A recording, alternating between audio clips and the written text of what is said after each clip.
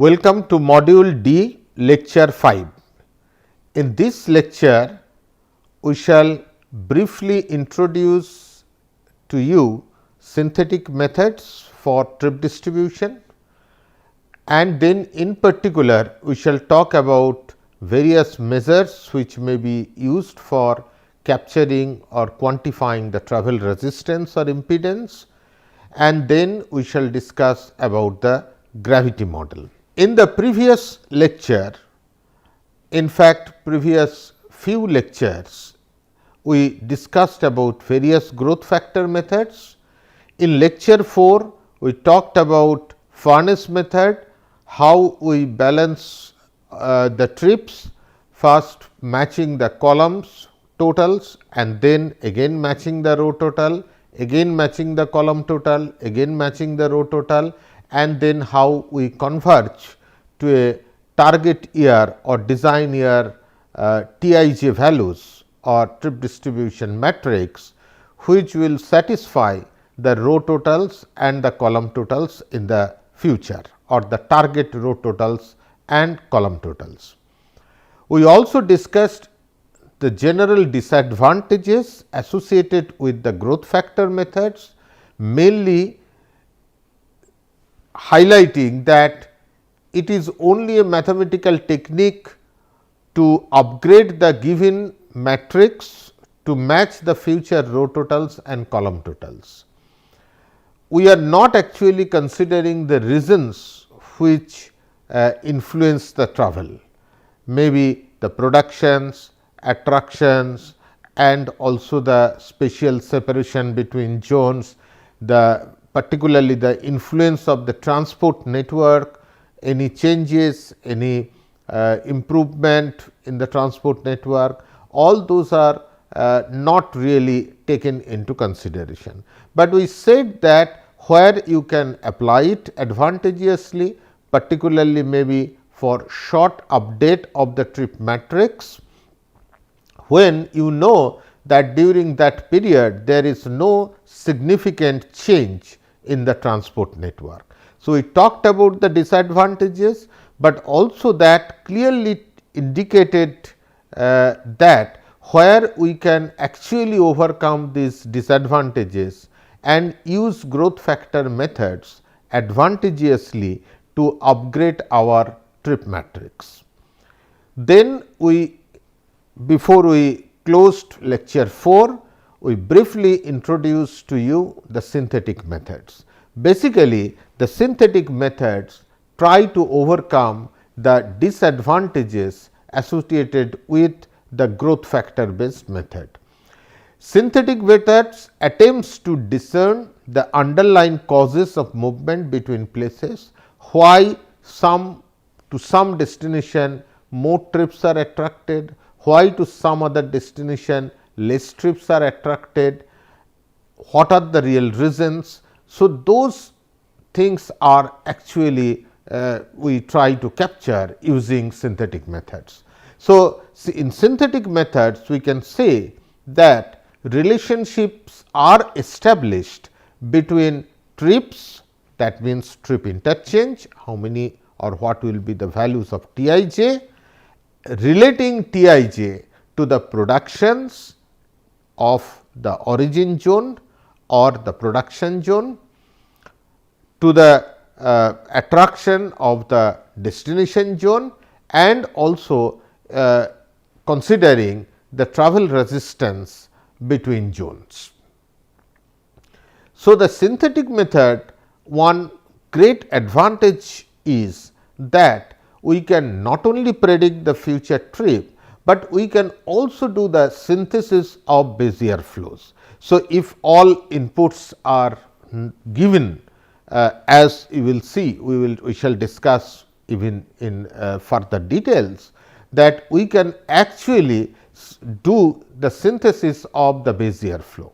So, we can actually model the value starting from the scratch, whereas the growth factor based method, only once you have given an input matrix, then only based on that applying a growth factor you can get the future the TIJ values to match the target future productions and attractions.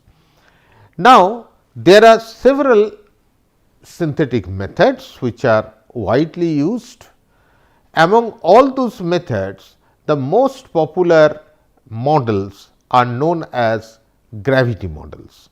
Now, gravity models may be singly constant model, may be doubly constant model. We shall again explain you very clearly what we mean by singly constant model, what we mean by doubly constant models.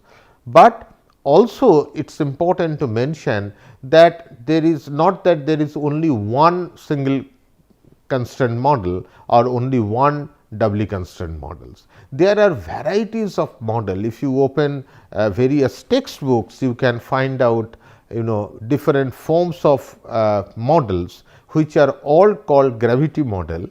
The reason is they have certain common characteristics. So, the common characteristics make all those models as gravity models. So, gravity model is one category of model rather than one or two models. Then there are also opportunity models, which we can again say that they are use synthetic methods, they come under synthetic methods, and opportunity models also could be intervening opportunity model, competing opportunity models, and finally, what we will discuss in this lecture or in this course, not in this lecture, in this course is also the linear programming approach, which can be used advantageously to formulate trip distribution problem as a linear programming problem. Okay. So, these are the different methods that we are going to discuss in today and in the next maybe 2 or 3 lectures or the remaining lectures in this module. So, to start with, let us first talk about the gravity model, but before we talk about the gravity model or any of the other models, we need to discuss one very important thing, what we call as measure of travel resistance or impedance, because we said the speciality or the unique characteristics of the synthetic methods is the consideration of the transportation network.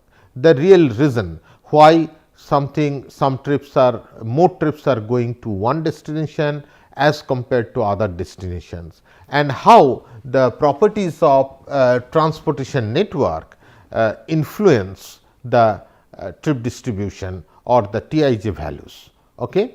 So, the spatial separation between zone is very important, and how we represent the properties or the characteristics of transportation system or transport network in the trip distribution context using the measure of travel resistance or impedance. So, impedance in general is the resistance in travel between two zones.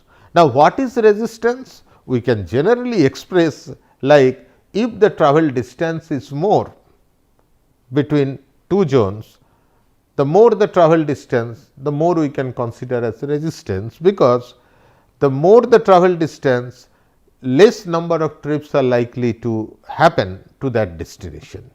Obviously, you think if one zone is connected to two zones, okay, and these two zones, attraction zones, are really identical in terms of their attraction potentials, but one place is maybe 2 kilometers and another place is 5 kilometers away from the origin zone, and let us consider both are both cases the roads are uncongested, right.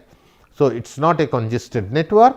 So, therefore, naturally more trips will happen to the destination which is nearer. That means, we can consider or we can say that more the distance, then the resistance is more. So, as if the resistance is more, so less number of trips are finally reaching to the destination. So, Is it that only we can use travel distance? No, one can use travel distance, one can use travel time, travel cost, even travel utility, all these are measures of travel impedance. So, let us discuss little bit more about each of these possible measures of travel resistance or impedance. To start with, first let us take travel distance.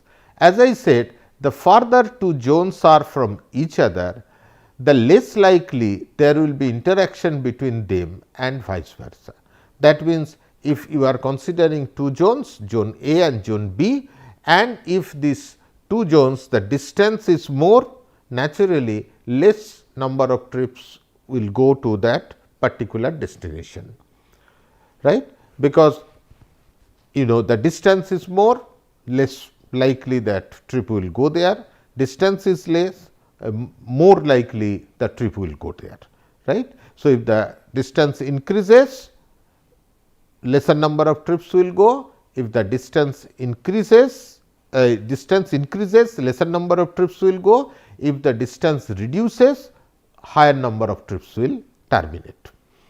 So, this is no doubt a measure which may be used as to express the travel resistance or the travel impedance. But you know that the networks often remain congested. So, two places connected by two different distances, but the actual travel time will really matter, and actual travel time will depend on how the roads are loaded. That means, whether the roads are very narrow or what capacity you have for those roads and how much traffic loading is there. So, depending on the capacity and depending on the traffic load, maybe somewhere a small distance even may take longer time, and sometimes even a relatively longer distance you can access in shorter time. So, if we have to logically think, then it is not really truly the travel distance. Distance is no doubt can be used as a measure of deterrence or impedance. There is nothing wrong, people do use it, but obviously travel time is better than the distance, because as I said, the difference in travel time can vary as much as 2 to 3 times between peak and off peak hours, and if you use only distance, then these variations in the travel time that are never picked up, because the distance between two locations is fixed. Once you say that two locations are 5 kilometer apart, then the distance between two zones is simply 5 kilometer. It does not change over time, but the travel time can change. Maybe during peak hour that 5 kilometer may take 2 to 3 times the travel time as compared to the travel time in the off peak hour or the lean hour. So, it may be good to use travel time also to represent the resistance or impedance between two zones. Similarly, we can also use travel cost. Now, travel cost, most of you generally tend to think as the actual fare you pay for the public transport or the actual fuel cost, maybe what you are incurring if you are using a private vehicle.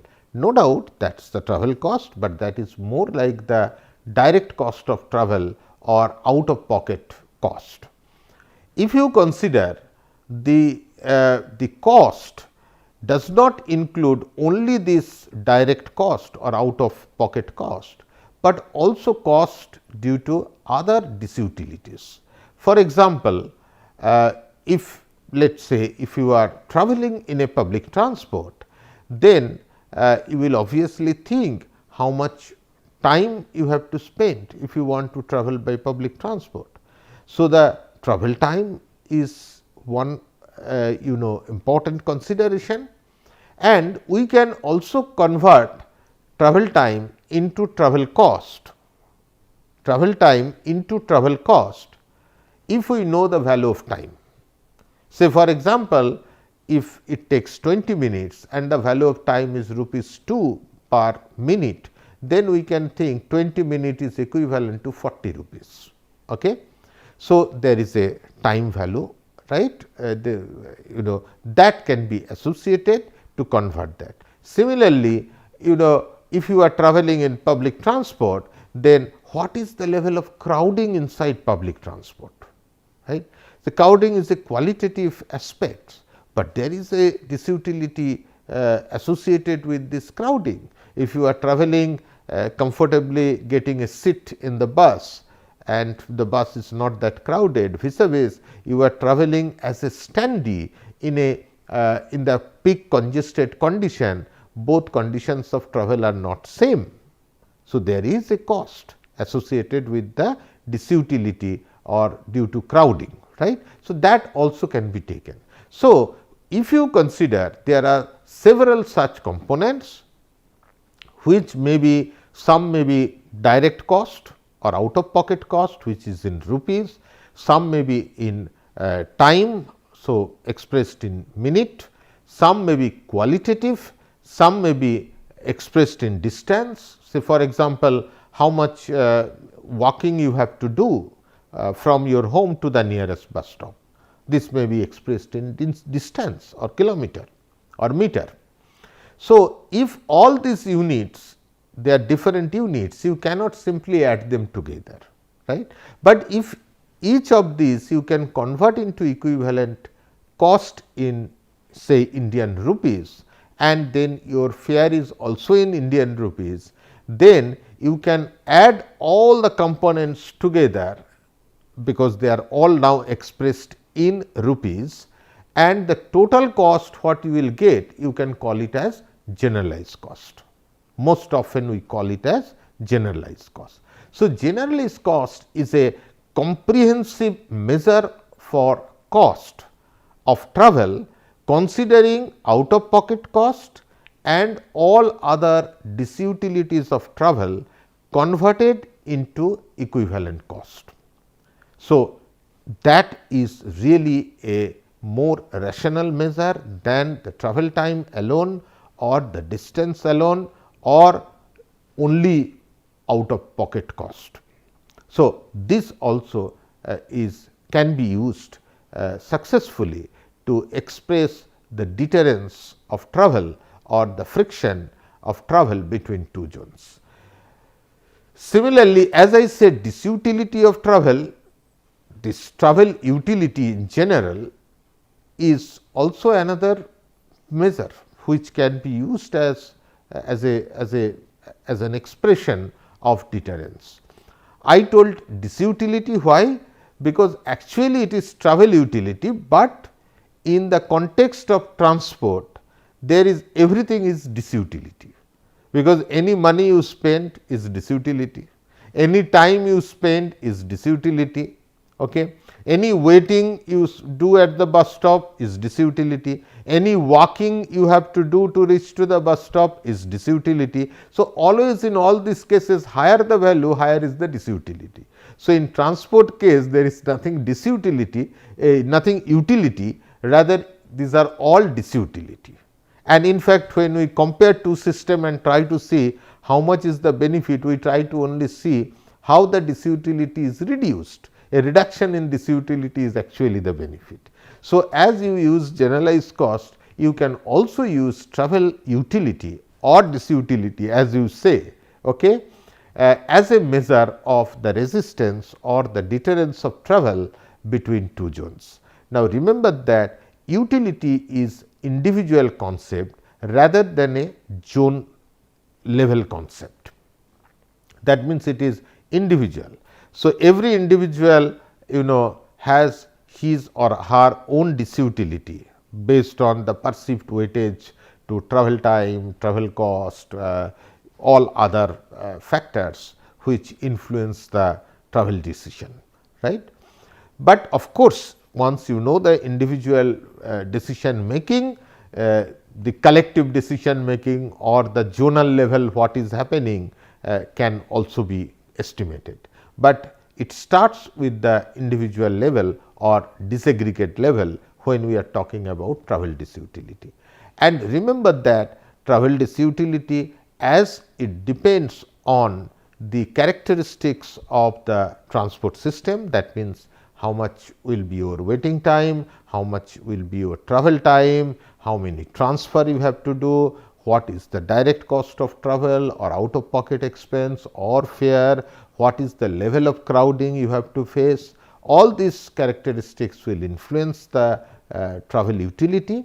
Similarly, the utility is also influenced by the socioeconomic and trip characteristics of individual. So, the individual characteristics are also important, right. What is the age, what is the income, what is the gender, what is the purpose of making the trip, right. All this also will influence the disutility. So, the coefficients what you are expected to get likely to vary based on this characteristic. So, two individuals staying next to two adjacent flats, right, may not have the same utility or disutility, even though the same options are available to them. Okay? It depends on the individual characteristics. Now, with this background, let us go to the discussion about the gravity model. Look at this sketch what I have shown, one object with m1, another object with m2, they are the masses of the objects, d is the distance between the centers of masses, right, and then what is the F, the gravitational force acting between two objects. Do you remember this equation? I am sure all of you do remember this equation, you have studied it in your schools, right. That is Newton's law of gravitation. Now, why we call these strip distribution models as gravity models? Because these strip distribution models are somewhat similar to this Newton's law of gravitation. So, what we say? Force, okay, gravitational force acting between two objects equal to g into m1 m2 by d1 square, d square, right, if d is the distance between the centers of masses, right. The same thing here, F gets replaced by the number of trips that is expected to happen between two zones. Let us consider, instead of two objects, let us consider them as two zones. So, I to j. So, number of trips that are going to happen or likely to happen between these two zones, that is T I j. So, F gets replaced by T I j, M1 gets replaced by production of zone I, M2 gets replaced by attraction of zone j, and day is again the distance or time or any measure of the deterrence or spatial separation between the two zones. And obviously, there will also be a constant to make this T I j equal to something like P I a j divided by maybe distance square or some other function. So, this basic form is used in the trip distribution model, and therefore, we call all such models anything where fundamentally this formulation is there in some form or other, right. That all those models will be called as gravity models. So, in gravity model, interchange of trips between zones is considered as a function of the relative attraction between the zones. What is the relative attraction between the zones? And the spatial separation between them. How much distance apart, or what is the travel time between the two zones, or what is the cost between the two zones, and what is the associated utility or disutility of travel between two zones, anything you can consider. So, and that is why still it is actually looks very much similar to the formulation of this Newton's law of gravitation. So, it is called, they are all called gravity models. How they look like? We will come back to that, right, but before that a few other things. Now, this function of spatial separation, why we bring it?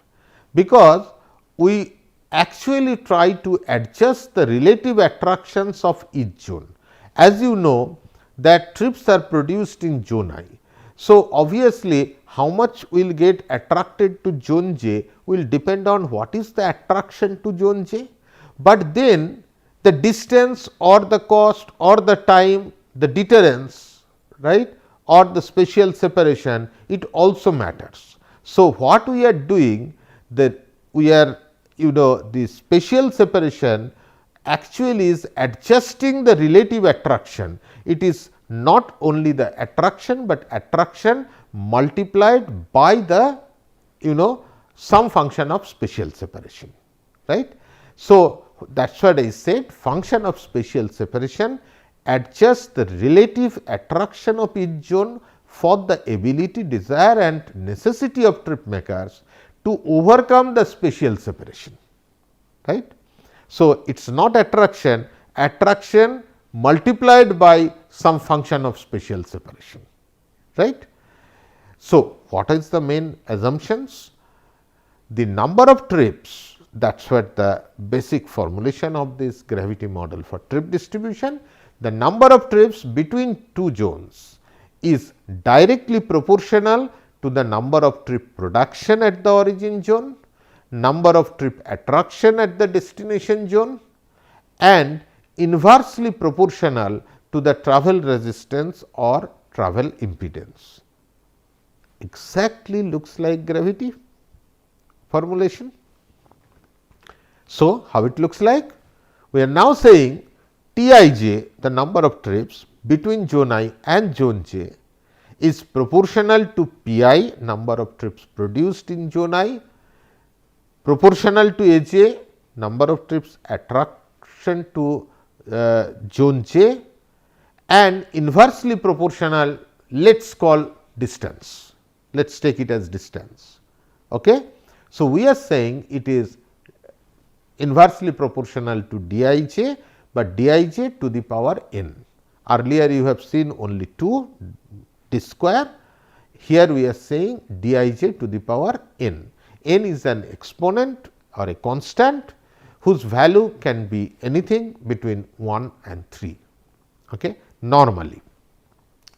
So, and since I said it is proportional to Pi, proportional to Aj and inversely proportional to the distance or Dij to the power n. So, the alpha is the constant to make it equal. So, Tij equal to alpha into Pi Aj divided by Dij to the power n.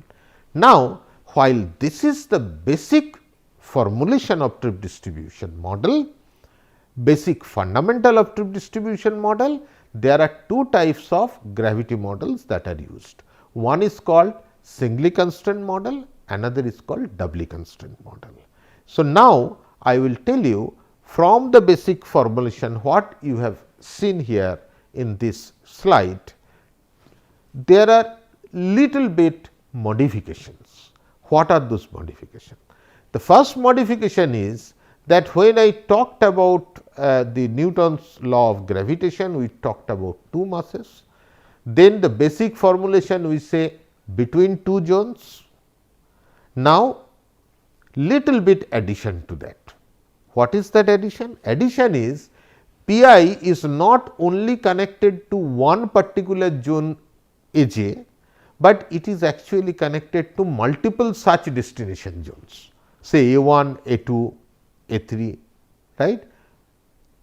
So, similarly, if you consider an attraction zone, this attraction zone trip does not come only from one zone Pi, but it comes from many such origin zones or production zones, say P1, P2, P3, right. From different zones trips are getting attracted to one zone. Similarly, one zone is produced, trip is produced, but then getting attracted not to one zone, but to many other zones which are actually connected.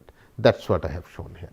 So, some kinds of relativity or the relative attractiveness that we have to bring.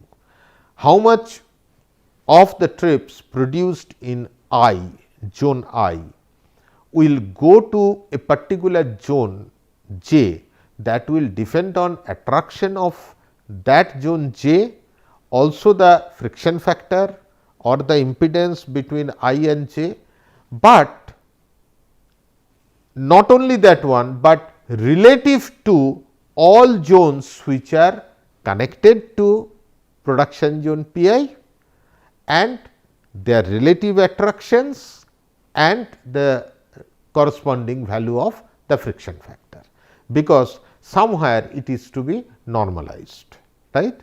So, it is all like all destination zones are competing with each other, competing in terms of what? Competing in terms of attraction and modified attraction modified by friction factor.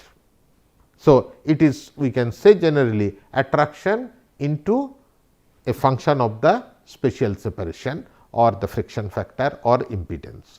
So, all destination zones are competing. How much a particular zone will J will get, that will depend on what is the attraction of that and relative to attraction and the friction factor or impedance compared to attraction and friction factors of all zones which are connected to I. Same way you can interpret an attraction zone. That attraction zone is attracting trips from many production zones. So, how much trips will get attracted from a particular zone I, that will depend on what is the production from that zone I and what is this friction factor or impedance to zone I relative to all zones which are producing trips and are connected to this destination zone J, right. So, that relative thing will come. The second, two types, as I say, singly constraint and doubly constraint. What is singly constraint? We are actually talking a Tij matrix. So, the if you take a row, add all the totals, it should give you production.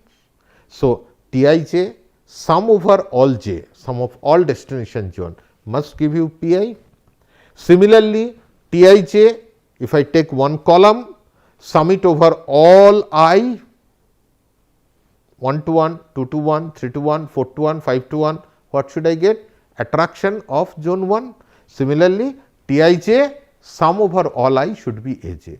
Now, singly constraint model, both these constraints are not satisfied automatically by the model formulation. Any one of these two will be satisfied. Either Tij sum over j equal to Pi, that will be satisfied by the model form, or Tij sum over I equal to Aj, that will be satisfied by the model form, not both. Of course, finally, the other end also has to be satisfied, but the model automatically will not ensure that.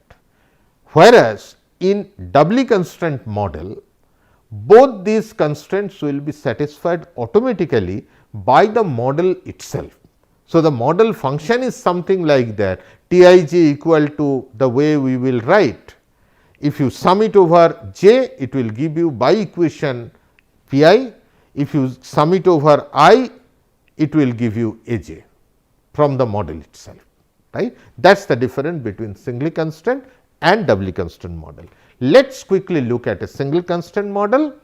Tij equal to, as I said, Pi into Aj Fij by sum over Aj Fij, sum over what? Sum over all zones j which are connected to I, that is the relative thing. Only thing new here is a new term I have introduced here or mentioned here is Sij. Sij is called zone to zone adjustment factors. What is this Sij? Why we use Sij? That I shall explain you when I will discuss about the calibration of this singly constraint gravity model in that context. So, you know this is a singly constraint model, and if you add it sum over j by the model itself, you will get, you can see, look at this thing, it will be giving you Pi. but if you sum it over I, this equation is not automatically going to give you AJ, right. So, it is a production constraint, singly constraint, but production constraint gravity model. That is what I have indicated here. So, what we discussed here? We discussed here briefly about the synthetic method, how synthetic method is different from the growth factor based method. Then we talked about the various measures of travel resistance, okay, or impedance in terms of using as a function of say travel distance, travel time, travel cost, travel utility and others. Then we talked about what is gravity model, why we call these models as gravity models, and then there are two types of models, as I said, singly constrained model or and doubly constrained model, and then we introduced to you one particular form of singly constrained gravity model. So, with this I close this lecture. We shall continue in the next lecture. Thank you so much.